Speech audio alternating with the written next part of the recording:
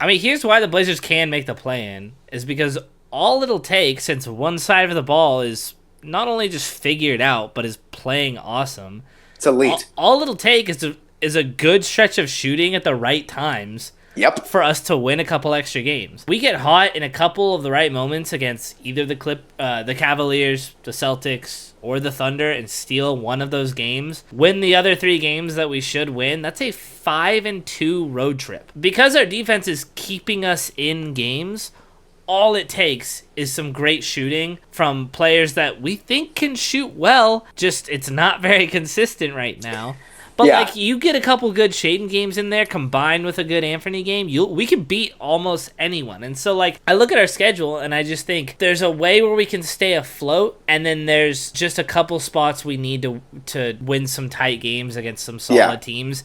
And this can be a good finish, and then we'll see what happens with the rest of the teams ahead of us. So we came off that 11 games of absolute magic that had the entire world turned upside down. But then we had 4 games that we lost. It felt like we came back down to earth. And our, thought process before the All-Star break was, I think the Blazers could use this All-Star break more than most teams in the NBA. We were playing such a high energy, high intensity, aggressive defense and offense, honestly. We're pushing the ball so much in transition. So it's like, dude, this All-Star break is going to show, it's either going to show that we're not for real, or it's going to show that, like, oh, we still might have another run left in the tank. And that's what we left off last week. It was like, I think we're going to see some good basketball. And we start with the Laker game, where I was very excited to see Donovan and Rob split minutes together. And starting with that Laker game, I was like, even though we started that first quarter looking like horrific on offense, I was like, man, we look awesome defensively. I thought we looked awesome defensively for the entire game. I thought it was a game that we clearly should have won. But Jeremy going 1 of 12, Ant going, 3 for 13. It's pretty impossible for us to win, but really any NBA team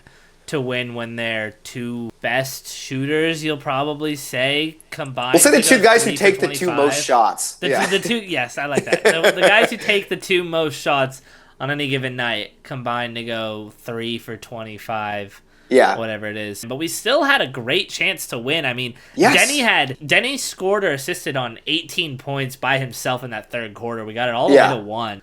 We just couldn't pull it out in the end. I mean, they have the greatest player of all time on their team. The Lakers are good, and we almost beat them. Our defense still looked amazing. It just didn't come together on the offensive end. But then the next night, it really did. I was at the game, and it was awesome. And we had the biggest Blazer win in Blazers history. Ever. This Blazers team had the biggest win in franchise history. I know the Hornets are bad, but they were at their full strength. They had LaMelo out there. And I think we have taken those losses as bad as we should accept that win was, right? 100%. That is a great point. If we're going to be, which we should have been at the time, and everyone was deservingly, as, oh my God, we suck when we lost by like 45 against the Grizzlies. Would we do the same thing to teams like that? Because bad teams would maybe beat the Hornets by like 10 that night. Teams that like can be good win by 53. Right. You know what I mean? But looking since we benched Shaden, it's been 16 games, I think. We have the second best defense next to the Thunder, who have a historically good defense. And we've been near that level. Even though it was a close game with the Jazz just now, I still thought for the most part our defense looked pretty good. It was a close game against the Jazz. I agree that I thought we were doing such a great job at protecting the paint. They were hitting Did you see the stat? Threes. What was the stat? The Jazz shot better from 3 than they did from 2. Okay, that's what I was wondering, because it really looked like that. Like we dominated the paint. We dominated the paint. And they just hit their threes. And I think that, some of it was some closeouts. I thought Klingon needed to be better on closing out. Like especially against Filipowski. Filipowski, Micah Potter can shoot the 3 ball a little bit too. So they miss a couple more threes, and Jeremy doesn't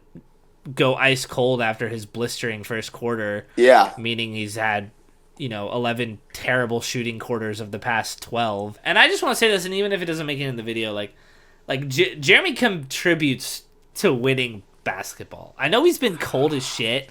I'm glad you brought this up. But his defense has been phenomenal as of late. It is such a key piece of why our defense is good, because him, Denny, Tumani, all at the same time being good leaves no breaks for anyone.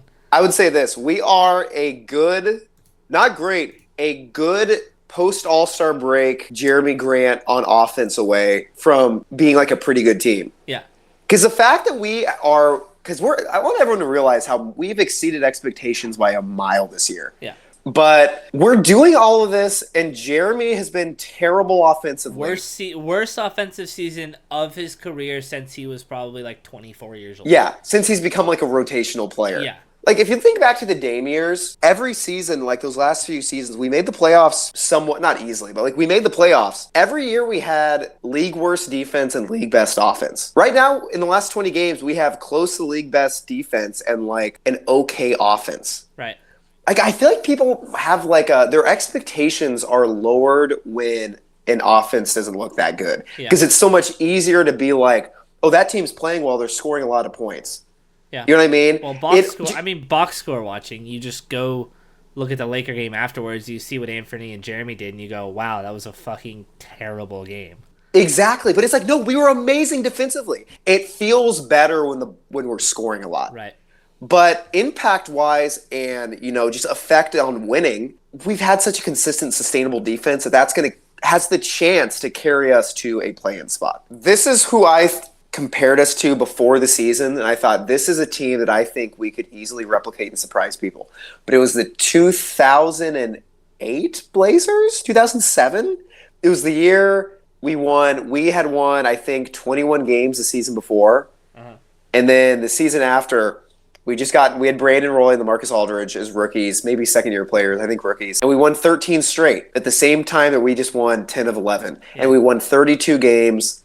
We had the 10th best odds of the lottery and got the number 1 pick and got Greg Oden. Ayton wrote about a team that was budding right before they drafted Clyde Drexler. And it was a team that won, I forget what year it is. They overachieved a little bit, got the 14th pick, and drafted Clyde Drexler, who became one of, if not the best Blazer in history, at number 14. The fact that Blazer fans are the ones who think that not tanking is like this horrible thing to do. Yeah. We made the playoffs for 25 straight years. Wow. And during that time, we made the finals twice with Drexler. And then we almost made the finals again, had probably an even better team in 2000 with Rashid, Sabonis, Damon, those guys. It's like we're able to build 2 championship caliber teams while making the playoffs every year. Right. It's possible, and it's a better way to do it in a small market. I think here's the thing, though, because we're talking about the Blazers could make the play, and we're like, we sound super confident about it. I think we both agree that it's not incredibly it's not a guarantee. It's not likely. It's not likely. Okay, good. I'm glad you said it. I know we're being optimistic, but it's very much not likely. So right now, after this Jazz game on Monday night, the Blazers are 25-33. We have 20. That's awesome. We have 24 games left in the season. Right now, we're half a game back of 12th place for the Spurs. We can pretty safely assume that they will fall below us.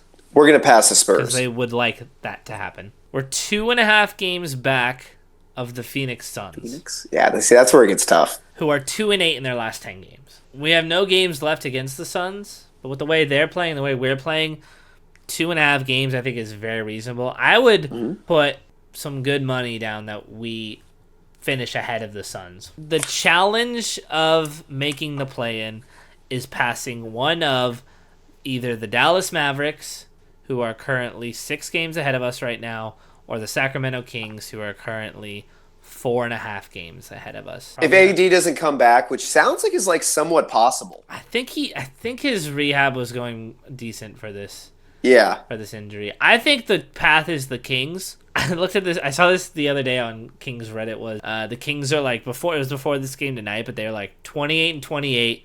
They're 14-14 at home, 14-14 on the road, and then they have a point differential of 0.3. Wow. So they were the definition of mid, is what the post said. They got a win against Charlotte tonight, and it bumped them up a little bit in a lot of regards because it's a pretty big one.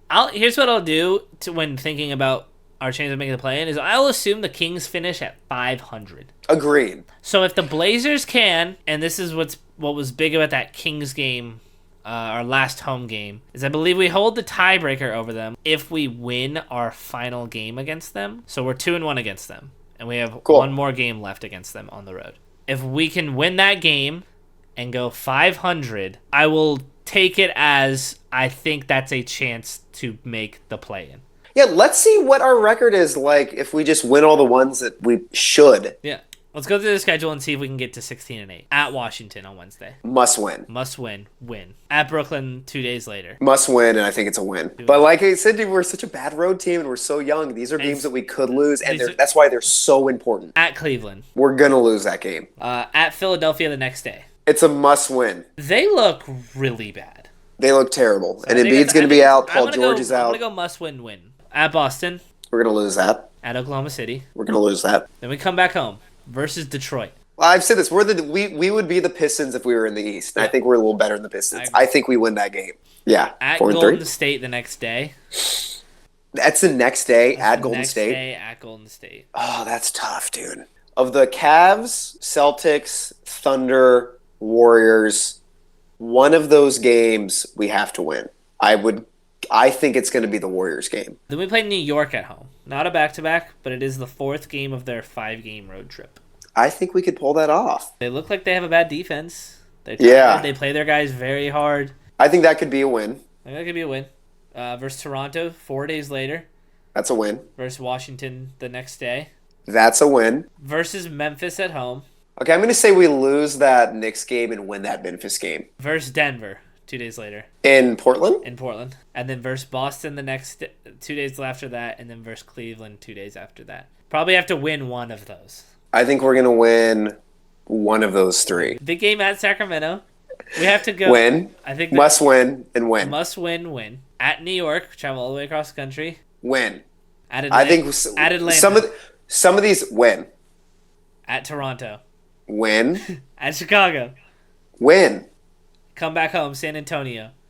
Win. And all of those are must-wins. Every single one of those are must-wins. Yeah. But these are teams that are fully, Hawks will see, but these are teams fully tanking. Then after that San Antonio game at Utah again. Win. Must win. And then we have the Warriors and the Lakers to end the season, both at home. With the way we've scheduled this out, we are at 16 wins and 6 losses. So we can take 2 losses. We can lose both of those and still get to 500 on the season, which is our benchmark that we set.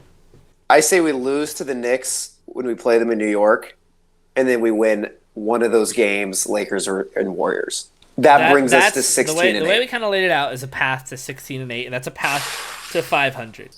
This has me amped, dude, because these are like we have to win a couple games we have to win a couple big games and just take care of business against bad teams who are tanking. Yes. And the path to 500 is there. The other thing that has to happen is Sacramento has to stay at 500. But as we talked about earlier, they are the most mid team ever. So 500 it's super realistic. They fall like 1 or 2 games below. Yeah. And we have an even easier path. Exactly. And here's the thing, I think we wrap it up on this, but the semantics about what you think the Blazers need to do in order to get a little bit better value in this spot because we're not going to win the championship this year and blah, blah, blah, blah, blah. Like, fuck all of that. Throw all of that out of the window. Yeah. It has been so long since I have been able to think about this team and think about other teams losing and think about paths to victory that matter. Think about games that matter. It has been forever. All this is for anyone is enjoying watching our team win games and have stakes on games. Which is the fucking point. Which is the fucking point of being a sports fan. I know that the very pinnacle is a championship, but at the end of the day, you're just wasting your time by just hoping and hoping and hoping that we keep losing and losing and losing and that good things happen to us that are out of our control. Mm-hmm. At the end of the day, you only have so long to live exactly. on this planet. Enjoy a season that has a chance of something crazy. How insane would it be if the Blazers made the playoffs this year? How insane would that be? I know we're not going to win the championship. Yeah. But how awesome would it be to get bent over by the Thunder in the first round? How fun would that be? I would be honored. I would be honored to get steamrolled by SGA and the crew in the first round. It would be unbelievable. It would be a gift of a season. So, yeah, we're not going to win the fucking championship. Yeah, we have a 10% better chance of getting Cooper Flag if we lost all of our games. There's a world where none of it works out for us. There's a world where all of it works out for us. Let's just enjoy it. Just enjoy the chance. We have a shot, and to have a shot is pretty fun. So, yeah.